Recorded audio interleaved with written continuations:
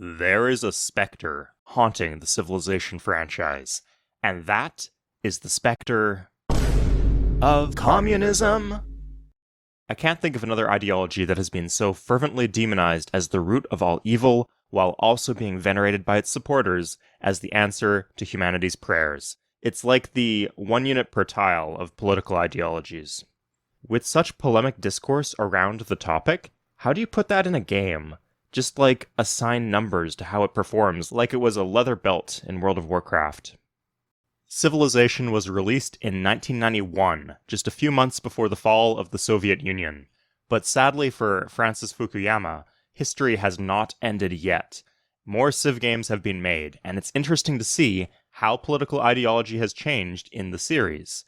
Which Civ games are the most communist? We'll take a look. But before we begin, I will warn you, in this video I will make fun of specific communist countries. This video could also be read as me making fun of communism as a whole. Alternatively, depending on what you had for breakfast this morning, you could also read it as ironic glorification of communism. If any of these possibilities offends you, then I don't know. Sorry, I'm not really good at this video essay stuff. I was told that after the revolution I'd be a coal miner. But then they put a gun to my head and told me I had to make YouTube videos. I apologize sincerely for that outburst, comrades. Before the mainline games, let's start with two spin-offs. Alpha Centauri is set in a world where neoliberalism and the international order has failed. Numerous ideologies are represented within the game, including some that could be interpreted as a flavor or offshoot of communism. On the other hand, you still have liberals, religious fundamentalists, and hardcore capitalists. On a scale from boot stamping on the human face forever to fully automated luxury gay space communism, I give this game an all of the above. Civilization Revolution is a little different. Much like actual communism, I thought this game was the coolest thing in the world when I was 14, although I eventually realized that it made things too simple in a way that was a little suspicious. Also, this game has the word revolution in the title. This is the most communist game in the franchise. On a scale from 1 to 10, with 1 being communist cars, and 10 being communist national anthems, I give this a 10. On to Civ 1. This game has only 5 governments. Communism is positioned as an endgame form of monarchy, and democracy is positioned as an endgame alternative to republic. So endgame governments have a very Cold War-style dichotomy, where democracy and communism face off. This makes sense. When Civilization was being designed, the Soviet Union had not yet collapsed. Civ 1 also had to make choices about what leaders to include, and they went with Mao Zedong and Stalin. There are no communist wonders or buildings, although there is a communist tech. This tech leads to labor unions, although historically, I'm not sure how well the two of them got along. Altogether though, communism had a strong showing and focus in this game. On a scale of communist-friendly media ranging from Red Dawn to Battleship Potemkin, I give this game an 8 out of 10. Civilization 2 followed closely in Civ 1's footsteps. However, there are some key changes. Civ 2 introduced the spy, which is an important Soviet tool when it comes to failing to blackmail the French. We also got the supermarket, which has the special effect of making Boris Yeltsin switch into anarchy. Civ 2 gave us the fundamentalist government. Now, I know that earlier governments are still viable, but before, democracy and communism were definitely presented as a dichotomy at the end of human social advancement, so communism's grip on the narrative is starting to slip just a little bit. Civ 2 also changed a lot of the leaders. You can now play as Shahrazad. That doesn't have anything to do with the video, but the Ben Franklin stuff is seeming a lot less weird by the minute. Crucially, in place of Stalin, you can now play as Vladimir Lenin. Probably a step up. On a scale of how much did they help communism grow, from Trofim Lysenko to Che Guevara, I give this game a 7 out of 10. Civilization 3 is a bit of a return to form for communism. The Russians now no longer have a communist leader, but the government itself is quite strong, being the only viable alternative to republic in the game. Feudalism was added, which if you're a Hayek fan might be communist, and fascism was added, but it's absolute shit. It also sucked in Civ 3. Communism was the only government given a special small wonder, the Secret Police HQ, and Civ 3 ramped up corruption quite a bit, making the unique, corruption-mitigating effects of communism stand out. A joke was included here in the first draft of my script, but after a kind donation from the Politburo, it has been cheerfully withdrawn. On a scale ranging from Vladimir Lenin to Chadimir Lenin, I give this game an 8 out of 10.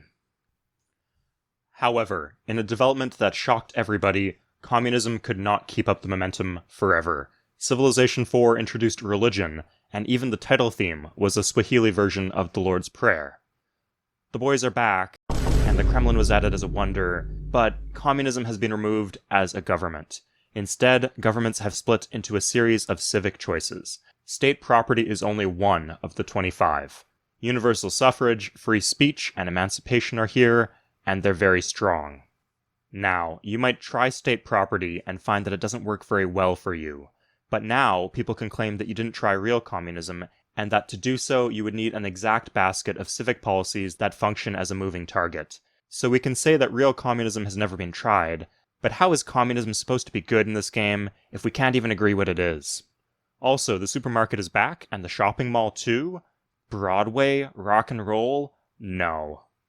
On a scale of how pointless was this self-sabotage, ranging from the Sino-Soviet split to the Sino-Albanian split, I'm gonna give this a 5 out of 10.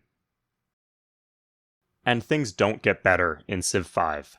Anarchy has been removed, so no more glorious revolutions.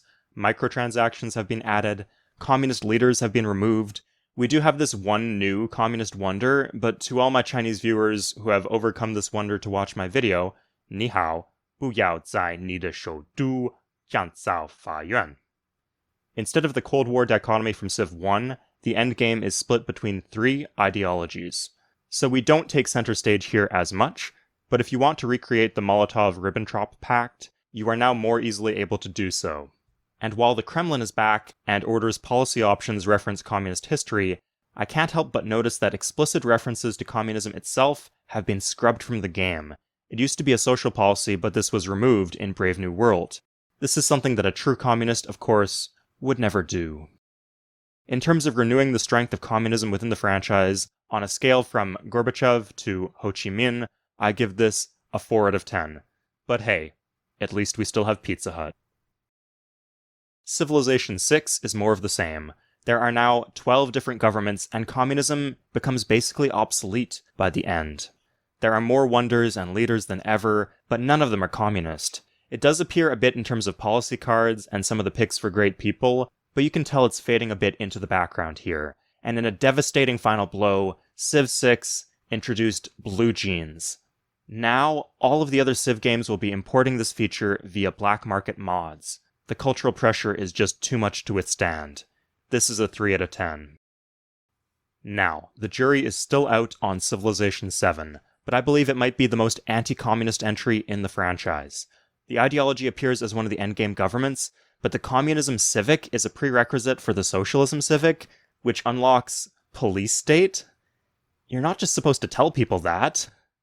No communist leaders, no communist wonders. They have the red fort, but it's not the right one though. The price is jacked up. Expect microtransactions to be in full swing, and it's an awful deal for consumers. This does give it a few points, but it's not enough. On a scale of glorious deaths from ice pick in the head to having a stroke and shitting myself on the bedroom floor because people are too scared to check on me, I give Civ 7 a 2 out of 10. So that's it. I didn't expect there to be a story here, but it seems clear that something is up. This is too convincing a trend to just be a coincidence. I think it's 2 things. The first is that communism is not on people's minds anymore. The first game was developed during the Cold War, but nowadays people don't see communism as being a force in geopolitics, either presently or even in the near future. Blue jeans, Broadway, rock and roll, additions to the later Civ games kind of tell the story of America's soft power and cultural stranglehold on the rest of the world. And secondly, I think the series seems to have brand image in mind. They don't want Stalin and Mao Zedong to be mascots for their game. Take from that what you will. That's all for today. Please remember to do your civic duty, like the video, and subscribe to the YouTube channel of your glorious leader. Have a good day.